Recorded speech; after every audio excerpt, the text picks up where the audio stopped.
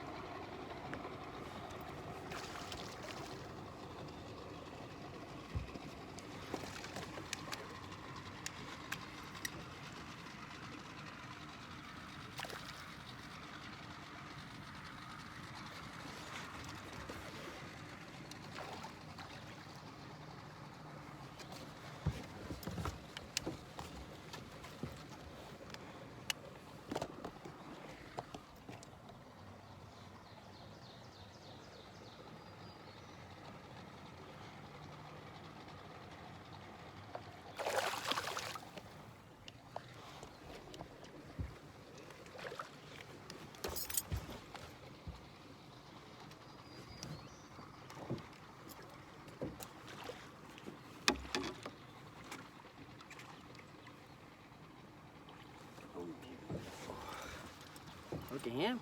There we go. Nice big smallmouth. Beauty. Absolute beauty. Look at that.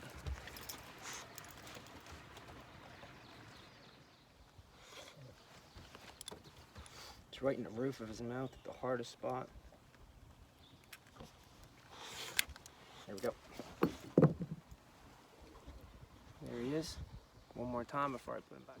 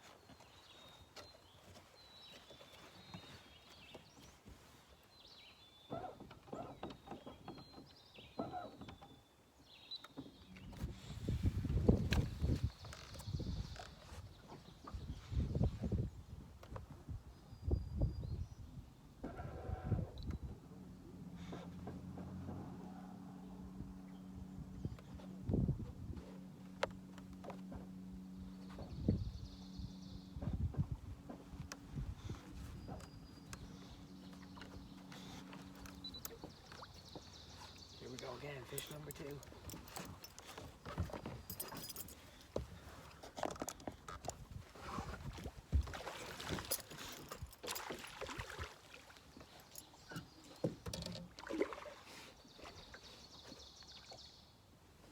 Gotcha.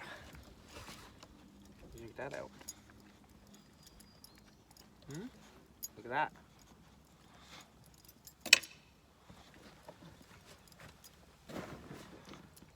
Here's number 2.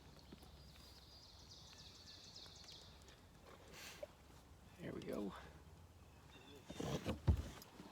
That's a nice one.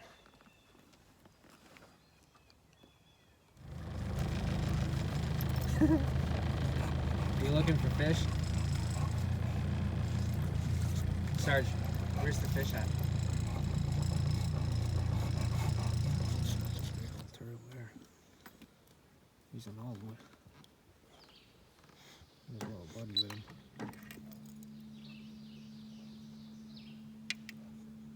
See if we can sneak past him.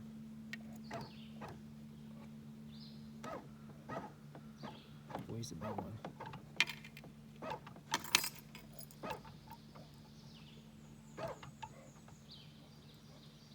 Oh, he's letting us get pretty close.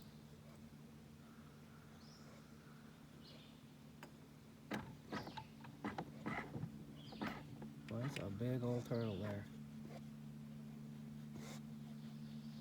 Beauty. Yeah? It's time to go home and get some snacks and a drink. Alright, on off the lake on our way home. It was busy down there today, wow. Cars everywhere, boats everywhere. It was really packed. And we were there pretty early. What a difference a week makes. Temperature came up about 9 degrees in the water. I was seeing fish all over the place this morning. Caught a couple of nice smallmouth. Seen some nice largemouth. Seen one nice pike, pretty big, probably 5-6 pounds. Decent sized one. And now we're on the way home. Okay, we're back on dry land. I'm gonna do a quick run over what I was using today. This is my Shimano Celis flipping stick. It's a medium heavy action. It's 7'6" long. I have a KVD Quantum reel on it. It's a 7-to-1 gear ratio. It also has a flipping option, flipping switch on it. I was using 30-pound braid. It's an Invisi braid. It's a really good combination. I use it. This was the bait I was using.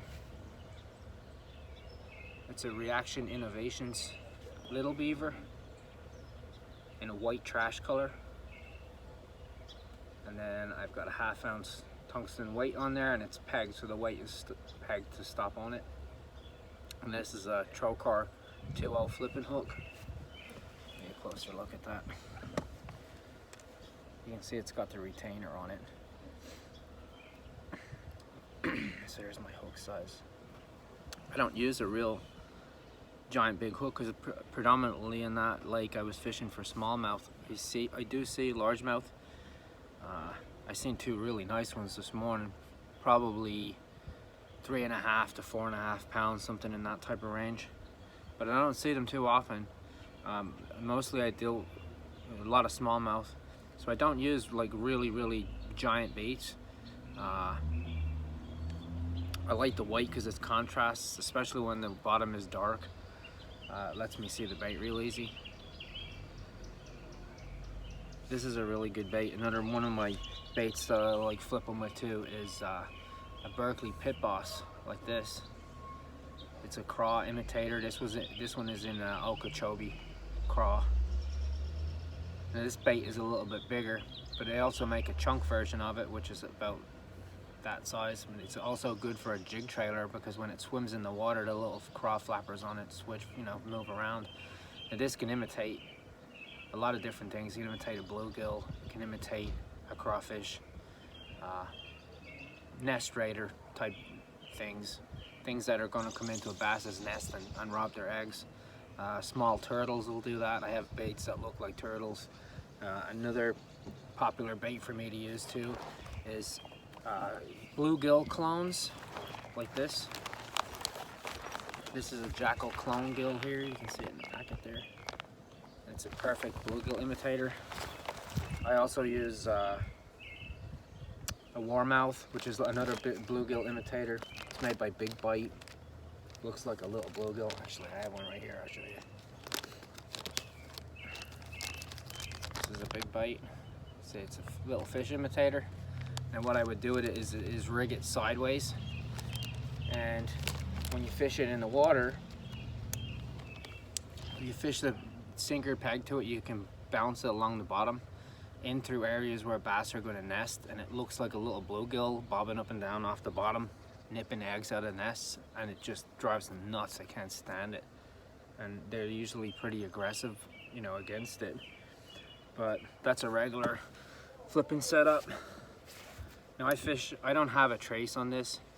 I tied directly to the braid, and this braid is I fish in very clear water. Now sometimes you'll have issues where fish will see braided line in crystal clear water like that, and they'll shy away from it. You can put fluorocarbon leader to that, and then the fluorocarbon is pretty much invisible. You can't see that under the water.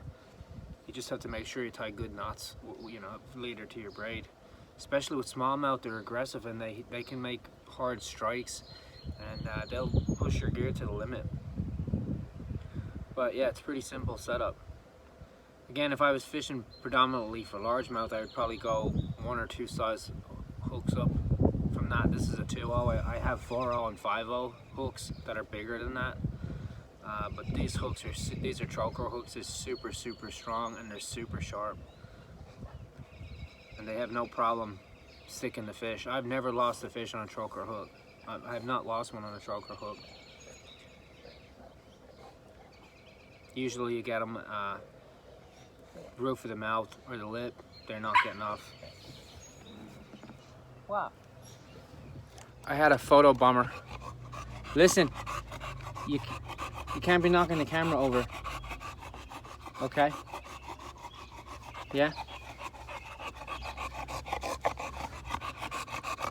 All right, let me set the camera back up.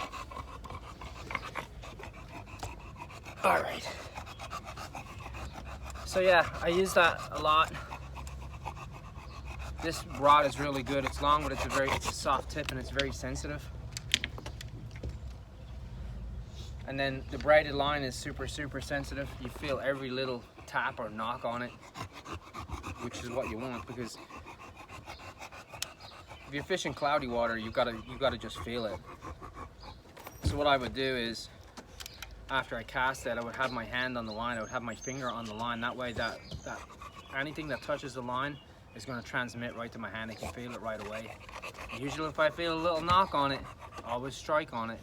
You're better off striking on it and missing, or you know, if it's a limb or something that you hit, I'd rather, because sometimes what they'll do is they'll attack the bait and they'll engulf it, and then they'll feel the hook, and in one easy move they'll spit it right back out. Right. I was also using this setup. This is a 7.2 carbon fiber. It's a Daiwa. That's a Laguna. This is a super nice rod. Again, I've got a Team KVD Quantum reel on it, flipping, swish, all the good stuff on it. So this is another really good setup. I have 25-pound braid on this. This one is green braid. And this one I was using a Mike Iaconelli, a jig, a hard jig, and then I have a little trailer on it.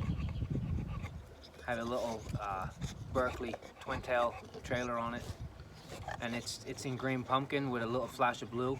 So again, it can imitate a bluegill or a small crawfish that's coming into a nest. And the bass act very aggressively towards it, especially when they're coming in to spawn. You alright? We didn't catch anything on this morning, but I have in previous videos. You'll see this setup that I've used. I really like this. It's light enough that you can use it all day long and not get fatigued. It's a little shorter, so it's better for short casts. You're making repeated, quick, short casts when you're cruising along the bank. It's really nice. It works really well. It works really well. So here I'll show you the comparison in size. This is a 4-inch, the Pit Boss, the Berkeley Pit Boss, and then this is a 2.5-inch, the Beaver, the River Beaver. Now you can get these in all sorts of different colors. This one just happens to be white. Bass Pro make them, Cabela's make them. They're called River Bugs. Beaver. This is a beaver style bait because it has a beaver tail on it, but it imitates a crawfish or a small bait fish. But the green pumpkin works really well for me too. If you're fishing darker water that's like stained, a lot of like more fertile water would be green. It can be good to go with a blue and a black bait, something that's really dark, has a dark profile on it. That'll also work really good too. Same with a regular jig, a black and blue jig in dirty water works really good because it gives the fish a profile to see. Sometimes they can't quite make out the color, but blue doesn't change its color when it goes down in depth.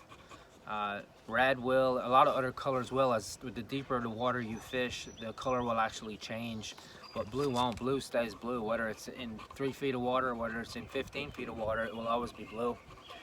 So its silhouette's real nice for the fish. You all right over there, Bulldog? Yeah, we had a good morning this morning. Hopefully we'll get out and catch a few more fish.